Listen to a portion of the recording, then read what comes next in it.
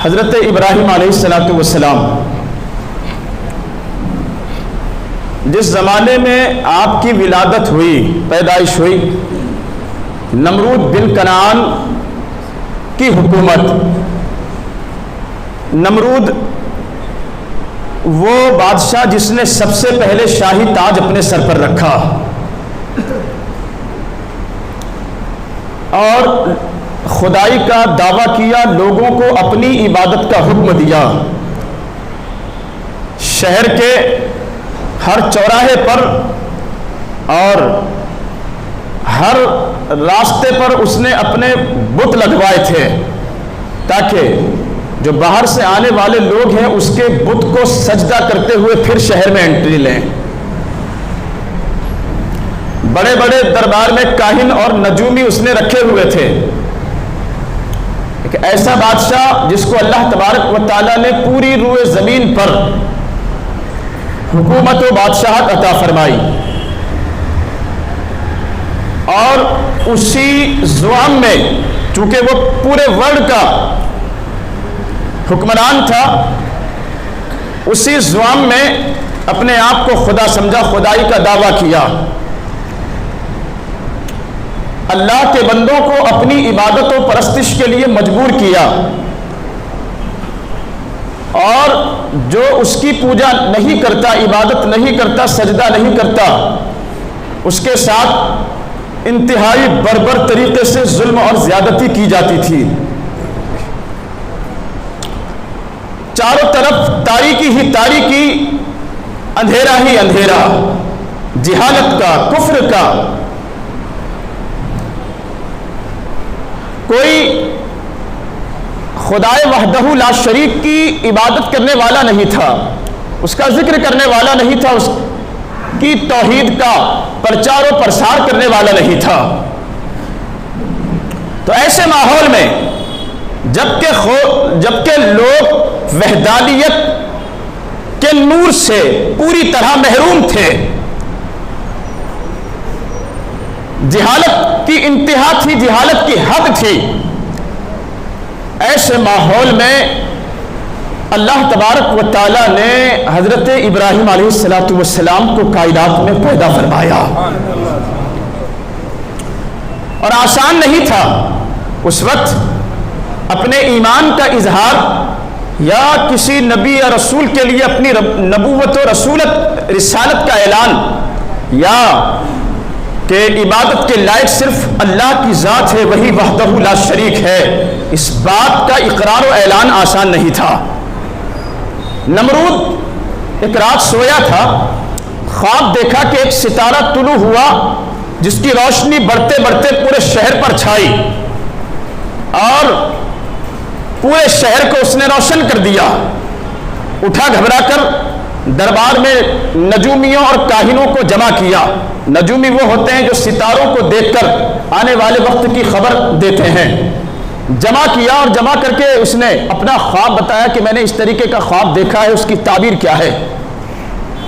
تو دربار کے نجومیوں نے بتایا کہ بہت جلد ایک پیغمبر کی ولادت ہونے والی ہے، اور نجومیوں کے لفظوں میں کہیں تو ایک بچہ دنیا میں آنے والا ہے، اور وہ بتاتے ہیں کہ وہی تمہاری ہلاکت کا سبب بنے گا، اسی سے تمہاری بادشاہت ختم ہوگی، اور جو تم نے یہ خدائی کا دعویٰ کیا ہے یہ تمہاری خدائی کے دعوے کو وہ چکنا چور کر دے گا۔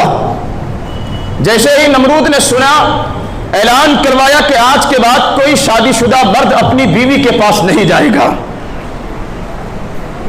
پابندی لگا دی گئی، ہر گھر کے باہر سپاہی اور پہرے دار کھڑے کر دیے گئے، مردوں کو عورتوں سے الگ کر دیا گیا، جو شادی شدہ تھے ان کو عورتوں سے الگ کر دیا گیا کہ کوئی بھی اپنی عورت کے قریب نہ جائے۔ لیکن اتنی ساری پابندیوں کے باوجود اور حکم جاری کر دیا تھا کہ کوئی بھی نو مولود یعنی وہ بچہ جس کی ابھی ابھی پیدائش ہوئی ہے وہ زندہ نہیں بچنا چاہیے۔ ایک دن میں 12,000 بچوں کو قتل کر دیا گیا۔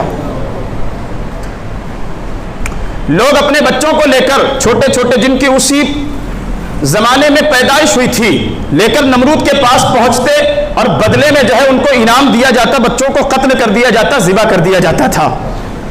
اس ڈر سے کہ کوئی بھی بچہ زندہ نہ رہے، مردوں نے عورتوں کے قریب جانا چھوڑ دیا، بند کر دیا تھا، پابندیاں لگا دی گئی، پہرے بٹھا دیے گئے۔ لیکن یہ سارے کے سارے پہرے جو ہے مخلوق پر بٹھائے جاتے ہیں، خالق کی مرضی کے آگے کسی کی نہیں چلتی۔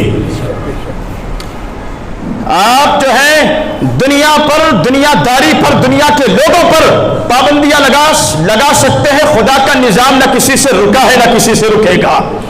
خدا کی قدرت میں نہ کوئی پھیر بدل کر سکتا، نہ کر سکا ہے، نہ قیامت تک کر پائے گا۔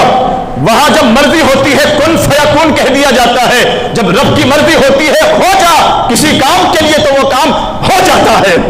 پھر وہاں پر پابندیاں کوئی معنی نہیں رکھتی،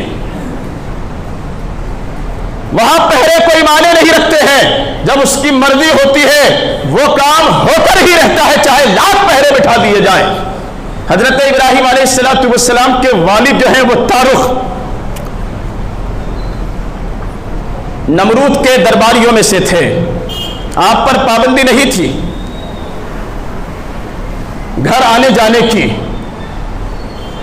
اب وہ روز جو ہے نمرود اپڈیٹ لیتا تھا، آج کیا ہوا ہے، آج کیا ہوا ہے، آج کیا ہوا ہے۔ اب ایک دن جو ہے جب وہ بیٹھا تو دربار کے نجومی اور کاہن بتاتے ہیں، کاہنوں نے خبر دی اس کو کہ آج وہ بچہ باپ کے پشت سے نکل کر ماں کے رحم میں آ چکا ہے، ماں کے رحم میں اب وہ آ چکا ہے۔ اب اس کے بعد اور سختی کے ساتھ پابندیاں لگائی جاتی ہے، گھر گھر جا کر جو ہے عورتوں کو مقرر کیا گیا، دایا لگائی گئی، وہ گھر گھر جا کر عورتوں کے پیٹ چیک کرتی تھی کہ کوئی عورت حاملہ تو نہیں ہے، پریگننٹ تو نہیں ہے، اور اگر کوئی ہوتی تو پھر اس کا حمل جو ہے وہ ضائع کر دیا جاتا تھا۔ اللہ اللہ۔ لیکن حضرت ابراہیم علیہ السلام کی والدہ کا جو بچہ پیٹ میں ہونے کے باوجود بھی اللہ نے محسوس نہیں ہونے دیا۔ وقت گزرتا گیا، یہاں تک کہ حضرت ابراہیم علیہ السلام کی پیدائش اور ولادت کا وقت قریب آیا۔ جب ولادت کا وقت قریب آیا، روایتوں میں ہے حضرت ابراہیم علیہ السلام کی والدہ اس ڈر سے کہ کہیں لوگ بچے کو دیکھ کر نمرود کو خبر نہ کر دیں اور کہیں میرا لال جو ہے وہ بھی کہیں قتل نہ کر دیا جائے، آبادی سے باہر، شہر سے باہر گئی، ایک غار میں پہنچی اور اسی غار میں حضرت ابراہیم علیہ السلام اللہ کا خلیل بن کر دنیا میں تشریف لائے۔ اندھیرا ہی اندھیرا کفر نے ہر سمت پھیلایا، تو اس وقت رب تبارک و تعالیٰ نے نور بنا کر حضرت ابراہیم علیہ السلام کو کائنات میں مبعوث فرمایا۔ غار میں حضرت ابراہیم علیہ السلام کی ولادت باسعادت اور آپ کی والدہ آپ کو اسی غار میں چھوڑ کر باہر سے اور پتھر لگا دیتی ہے غار کے دہانے پر، منہ پر، کہ کہیں کوئی جنگلی درندہ وغیرہ اندر گھس کر بیٹے کو نقصان نہ پہنچا دے، یا کہیں کوئی سپاہی دیکھ نہ لے، بند کر کے غار اپنے گھر واپس تشریف لے آتی ہے۔ لیکن جب وہ جاتی اس غار میں پلٹ کر کئی دنوں کے بعد تو دیکھتی کہ حضرت ابراہیم علیہ السلام خوش ہے غار کے اندر، غار میں خوش ہے اور آپ کی پرورش ہو رہی ہے، بڑھتے جا رہے ہیں۔ روایتوں میں ہے کہ حضرت جبرائیل علیہ السلام غار میں تشریف لاتے آپ کے منہ میں جو ہے وہ شہادت کی انگلی دیتے اور اسی انگلی سے اللہ تبارک و تعالیٰ انہیں خوراک عطا فرماتا تھا، انہیں غذا عطا فرماتا تھا۔ انگلی سے آپ کو پانی بھی دیا جاتا اور ایک انگلی سے آپ کو دودھ بھی دیا جاتا تھا۔ میرے آقا فرماتے ہیں جو بچہ سال بھر میں بڑھتا تھا اتنا حضرت ابراہیم علیہ السلام ایک مہینے میں بڑھا دیے گئے، ایک مہینے میں ہی اتنے بڑھ گئے۔ ہزار پہروں اور پابندیوں کے باوجود اللہ کا خلیل کائنات میں تشریف لاتا ہے، پرورش ہوتی رہی، بڑھتے رہے، یہاں تک کہ آپ کو سمجھ آئی، سمجھ بوجھ ہوئی۔ ابھی تک آپ نے باہر کی دنیا کو نہیں دیکھا تھا، ایک دن باہر آئے، اور جب باہر آئے تو آپ اپنی والدہ سے سوال کرتے ہیں کہ امی بتاؤ ہمارا اور تمہارا رب کون ہے؟ یہ ہوتی ہے پیغمبرانہ شان۔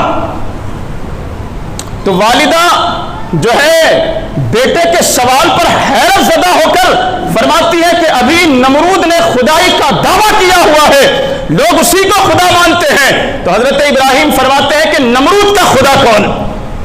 یہ جو چرند و پرند ہیں، درخت و شجر و حجر ہیں، جانور چرتے ہوئے نظر آتے ہیں، آپ کو سورج اگتا ہوا دکھائی دیتا ہے، ڈوبتا ہوا دکھائی دیتا ہے، ستارے نکلتے ہوئے دکھائی دیتے ہیں، سوال کرتے ہیں ان سب کا خدا کون؟ اور اس زمانے میں یہ سوال جو تھا نا، یہ اپنے آپ میں بہت بڑا جرم تھا، سوال نہیں کیا جا سکتا تھا۔ دھیرے دھیرے ہوتے ہوتے جو ہے وہ خبر سارے شہر میں پھیلی اور لوگوں کو پتا چلا کہ ایک بچہ یا ایک لڑکا ایسا ہے جو نمرود کو خدا نہیں مانتا، یا ہم جن چاند تاروں اور سورج کو پوجتے ہیں وہ انہیں خدا نہیں مانتا۔ پہنچے مناظرے کے لیے، تمہارا خدا کون؟ فرماتے ہیں ربی الذی یحیی و یمیت، میرا رب وہ ہے جو زندگی بھی دیتا ہے اور موت بھی عطا کرتا ہے، جو زندگی بھی عطا کرتا ہے، موت بھی عطا کرتا ہے۔ آپ نے دیکھا کہ لوگ چاند تاروں کی پوجا کرتے تھے، انہی کو خدا مانتے تھے۔ حضرت ابراہیم علیہ السلام دلیلیں پیش کرتے ہیں، اٹھا کر دیکھیں فلما جن علیہ اللیل رأى کوكبا، اگلی کئی آیتیں ہیں۔ لوگوں کو دیکھا کہ تارے کو، سریا تارا جو بڑا ہوتا ہے نا، چمکتا ہے زیادہ، اس کو پوج رہے ہیں۔ جب وہ غروب ہو گیا، ڈوب گیا، تو حضرت ابراہیم فرماتے ہیں کہ جس کو زوال آ جائے وہ خدا کیسا، جسے زوال آ جائے وہ خالق کیسا۔ خالق وہ ہے جس کی مرضی سے ہر شے پر زوال آتا ہے، خود خالق و مالک کو زوال نہیں آتا۔ پھر چاند کو پوجتے ہوئے دیکھا، اور جب چاند کی چاندنی بھی بادلوں میں چھپی تو فرمایا یہ کیسے خدا ہو سکتا۔ اور جب سورج کو لوگ پوج رہے تھے، آپ نے سورج کو پوجتے ہوئے لوگوں کو دیکھا تو فرمایا کہ یہ بھی خدا نہیں ہے۔ جب وہ غروب ہوا تو فرمایا جو غروب ہو جائے وہ خدا کیسے ہو سکتا۔ پھر فرماتے انی وجہت وجہی للذی فطر السماوات والارض حنیفا وما انا من المشرکین، میں اسے خالق مانتا ہوں، اپنا رخ اس کی طرف کرتا ہوں۔ للذی فطر السماوات والارض، جس نے آسمانوں اور زمینوں کو پیدا فرمایا ہے۔ آسمان و زمین کی ہر شے جس کی بندگی کرتی ہے، جس کی عبادت کرتی ہے، میں اسی کو خالق و مالک مانتا ہوں۔ نمرود نے اپنے دربار میں طلب کیا، پوچھتے ہیں ابراہیم مجھے خدا نہیں مانتے؟ فرمایا نہیں مانتا ہوں۔ تو کسے مانتے ہو؟ تو ابھی وہ جو سورہ بقر کی ایک آیت میں نے پڑھی نا، ربی الذی یحیی و یمیت، میرا رب وہ ہے جو زندگی بھی عطا کرتا ہے اور موت بھی دیتا ہے۔ تو نمرود کہنے لگا یہ کام تو میں بھی کر سکتا ہوں، یہ کون سی مشکل بات ہے۔ اب اس نے زندگی دینے اور مارنے کے جو مفہوم تھا اس کو سمجھا ہی نہیں۔ دو قیدیوں کو جیل سے نکلوایا، ایک کو موت کی سزا ملنے والی تھی، آزاد کر دیا، جاؤ چھوڑ دیا تجھ کو، اور ایک کو رہائی ملنے والی تھی، چھوڑنے والا تھا، اس کو قتل کروا دیا، اس کا مرڈر کروا دیا۔ کہا دیکھو جو چھوٹنے والا تھا میں نے اس کو مار دیا، جو مرنے والا تھا اس کو چھوڑ دیا، یہ تو میں بھی کر سکتا ہوں۔ تو حضرت ابراہیم علیہ السلام اپنی پیغمبرانہ شان اور فہم و فراست سے جان گئے کہ یہ بے وقوف جو ہے زندگی دینے اور مارنے کے مفہوم کو سمجھا ہی نہیں ہے۔ دوسری دلیل آپ نے، ایک مضبوط اور اسٹرانگ دلیل جو ہے وہ پیش فرمائی آپ نے۔ قال ابراہیم فإن اللہ یأتی بالشمس من المشرق فأتی بها من المغرب، میرا رب وہ ہے جو سورج کو پورب سے نکال کر پچھم میں ڈبوتا ہے۔ فبہت الذی کفر، اگر تو خدا ہے، اپنے آپ کو خدا مانتا ہے تو سورج کو پچھم سے نکال کر دکھا۔ میرا رب وہ ہے جو سورج کو پورب سے نکالتا ہے، پچھم میں غروب کرتا ہے۔ تو اگر اپنے آپ کو خدا مانتا ہے، دعویٰ ہے تیرا خدائی کا، تو پھر ساری کائنات تیرے اختیار میں ہونی چاہیے، لہذا پچھم سے سورج کو نکال کر دکھا۔ قرآن کہتا ہے فبہت الذی کفر، کافر کے ہوش اڑ گئے، اور اللہ تبارک و تعالیٰ ظالموں کو سیدھا راستہ نہیں بتاتا۔ لا یہدی القوم الظالمین، رب تبارک و تعالیٰ ظالموں کو ہدایت نہیں عطا فرماتا۔ اس کے بعد بھی آپ کی آزمائشوں کا سلسلہ چلتا رہا۔ لوگ کہنے لگے ہمارے میلے میں آئیے، سال میں ایک دن میلہ مناتے تھے، دن بھر وہاں جا کر کھیل کود کرتے، شام میں آ کر ایک بت خانہ بنایا ہوا تھا بہت بڑا، الگ الگ چھوٹے چھوٹے خدا رکھے ہوئے تھے، اور وہیں آ کر وہ پوجا پاٹ کرتے تھے، پرساد چڑھاتے تھے، اس پرساد کو لے کر اپنے گھروں کو جاتے تھے۔ حضرت ابراہیم سے کہا آپ بھی ہمارے ساتھ آؤ۔ تھوڑی دیر گئے، واپس آ گئے۔ لوگ شام میں جب میلے سے واپس آئے تو دیکھا کہ وہ سارے جو بت ہیں وہ ٹوٹ پھوٹ کر زمین پر بکھرے پڑے ہیں۔ اب لوگ آپس میں چرچا کرنے لگے کس نے کیا؟ تو کچھ لوگ کہنے لگے قالوا اانت فعلت هذا بآلهتنا یا ابراہیم، ایک نوجوان ہے جس کا نام ابراہیم ہے، یہ اسی کا کام ہو سکتا۔ بلایا گیا حضرت ابراہیم کو، اے ابراہیم تم نے یہ کیا ہے؟ فرمایا قال بل فعله كبيرهم هذا فاسألوهم ان كانوا ينطقون۔ ایک بہت بڑا بت تھا دروازے پر لگا ہوا، آپ نے وہ جو ہتھوڑا آپ کے ہاتھ میں تھا نا ٹانگ دیا اسی کے کاندھے پر، اور لوگوں سے کہا کہ اس سے پوچھو، اسی کو غصہ آیا ہوگا، اسی نے سب کو مارا ہوگا، پوچھو اس سے۔ قال بل فعله كبيرهم، یہ بڑا ہے، انہوں نے چھوٹوں نے بات نہیں مانی ہوگی، غصے میں آ کر سب کو مارا ہے، اسی سے پوچھو۔ ان كانوا ينطقون، اگر یہ بول سکتے ہیں نا تو انہی سے پوچھو کس نے مارا ہے ان کو۔ فرجعوا الى انفسهم، اپنے سر جھکا لیے، کیونکہ دلیل کا جواب نہیں تھا۔ جو مضبوط دلیلیں رکھی تھی حضرت ابراہیم نے کہ اگر یہ بول سکتے ہیں تو پوچھو ان سے کس نے مارا ہے انہیں۔ فرجعوا الى انفسهم، سر جھکا لیے، اور پھر کہنے لگے کہ یہ تمہارا ہی کام نظر آتا ہے۔ آگ جلائی گئی، فیصلہ کرتے ہیں آپس میں کہ ابراہیم کو کون سی سزا دی جائے۔ ابلیس پہنچے ایک بوڑھے کی شکل میں، آگ میں جلا دو۔ حضرت ابراہیم علیہ السلام کے لیے آگ میں جلانے کے لیے لکڑیاں جمع کی گئی، 40 دن تک الگ الگ مختلف روایات ہیں، اور لوگ جو ہے لکڑیاں لا کر ڈالتے تھے وہاں پر۔ آگ جلائی گئی تو آگ کے شعلے جو ہے وہ کئی کلومیٹر دور تک دکھائی اور سنائی دیتے تھے، پرندے اوپر سے اڑ نہیں سکتے تھے۔ اب ان کو فکر ہوئی کہ آگ تو ہم نے جلا لی، ڈالے کیسے؟ تو اس کے لیے منجنیق بنائی گئی، جیسے گوفن ہوتی ہے نا، ایسا ہی کوئی اوزار بنایا گیا، حضرت ابراہیم کو بٹھا کر ڈال دیا گیا آگ میں، اور وہاں بھی مشورہ دینے کے لیے ابلیس آیا تھا۔ جب آگ میں حضرت ابراہیم علیہ السلام کو ڈالا جانے لگا، آگ میں جا رہے تھے حضرت ابراہیم علیہ السلام، کائنات میں شور برپا، آسمان اور زمین کی مخلوقات جو ہیں وہ تعجب و حیرت کے ساتھ رب کی بارگاہ میں عرض گزار ہوئی، مولا زمین پر یہی ابراہیم تو تیری توحید کا پاسدار ہے، آج اگر یہ بھی ختم ہو گیا کوئی تجھے خدا کہنے والا نہیں رہے گا، لہذا بچانا چاہیے حضرت ابراہیم کو۔ جاؤ بچاؤ، اگر وہ تم سے مدد مانگے تو جاؤ کرو مدد۔ جلدی جلدی اس لیے بتا رہا ہوں کہ ٹائم کا مسئلہ۔ اب ہوا کا فرشتہ پہنچا ابراہیم، ہوا میرے کنٹرول میں ہے، آپ اگر اجازت دیں تو ہوا چلا کر آگ کو اڑا کر سمندر میں لے جا کر پھینک دوں۔ کہا جاؤ تمہاری ضرورت نہیں۔ پانی کا فرشتہ آیا، آپ اجازت دیں تو پانی برسا دوں تاکہ آگ بجھ جائے۔ فرماتے ہیں تمہاری بھی ضرورت نہیں۔ جبرائیل پہنچ گئے، جہاں تک میری پہنچے وہاں تک کسی کی نہیں۔ ساتوں آسمان کے اوپر سدرۃ المنتہا حضرت جبرائیل کا مسکن و ٹھکانہ، کہتے ہیں میری جہاں تک پہنچ ہے نا کسی کی وہاں تک پہنچ نہیں، کسی جن و بشر و ملک کی وہاں تک رسائی نہیں ہے۔ آپ مجھے کہیں، آپ کو اگر کوئی بات رب تک پہنچانی ہو مجھے حکم کرے، میں آپ کا پیغام رب تک پہنچاؤں گا۔ تو حضرت جبرائیل کی اس گزارش پر جو حضرت ابراہیم علیہ السلام کا جواب تھا، ڈاکٹر اقبال کہتے ہیں حضرت ابراہیم کے جواب کو اپنے لفظوں میں اس طریقے سے، جانتا ہے وہ میرا رب جلیل، آگ میں جاتا ہے اب اس کا خلیل، کون سی بات میرا رب نہیں جانتا، کس بات سے وہ بے خبر ہے۔ بتانے کی ضرورت تو وہاں پڑتی ہے نا جہاں علم نہ ہو، کون سی چیز زمین و آسمان کی میرے رب سے پوشیدہ ہے، اگر اسے مارنا ہے تو پھر شکایت کیوں، اور بچانا چاہے تو یہ آگ میرا کچھ نہیں بگاڑ سکتی۔ آگ کے قریب پہنچے، رب نے آگ کو حکم فرمایا یا نار کونی بردم و سلام علی ابراہیم، اے آگ میرے ابراہیم پر ٹھنڈی ہو جا۔ آگ کو ہی گلزار بنا دیا رب تبارک و تعالیٰ نے. اور جیسا کہ پچھلے ہفتے میں نے کہا تھا, یہ جو آگ یا پانی ہے نا, یہ اپنی مرضی سے دھوتے یا جلاتے نہیں, رب کی اجازت اور رب کے حکم سے یہ آگ جلاتی ہے. پانی پیاس بجھانے یا دھونے کا کام کرتا ہے.